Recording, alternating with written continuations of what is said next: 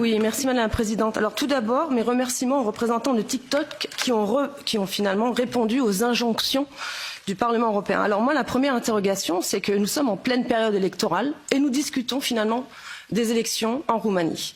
Les élections ne sont pas terminées. Je me pose la question, nous faisons pas, nous aussi, indirectement, une espèce d'ingérence dans ces élections qui sont importantes pour les Roumains.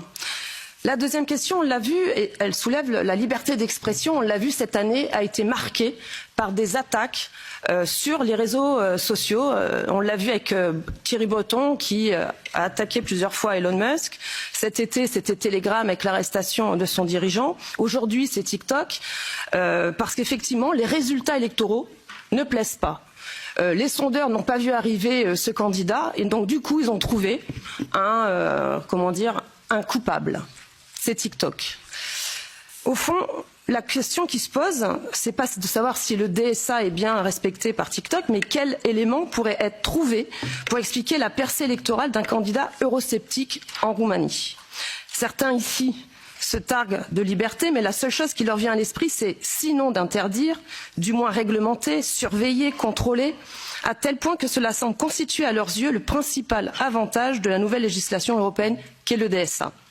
Certains d'entre vous sont tellement aveuglés par l'idéologie européiste qu'il leur est impossible de concevoir que d'autres ne pensent pas comme eux. C'est forcément la faute d'un élément extérieur. Donc je le répète, aujourd'hui c'est TikTok en Roumanie, hier c'était X aux États-Unis.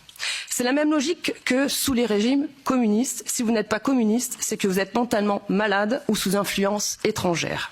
À aucun moment vous ne dites que ce serait parce que les Roumains, tout simplement, n'en peuvent plus des promesses non tenues et qu'ils veulent autre chose. Plutôt que de savoir pourquoi les Roumains, qui étaient au moins de 200 000 à suivre le compte de Călin Georgescu sur TikTok, ont été près de 1,9 million à voter pour lui. Vous préférez donc désigner ce bouc émissaire qui est TikTok.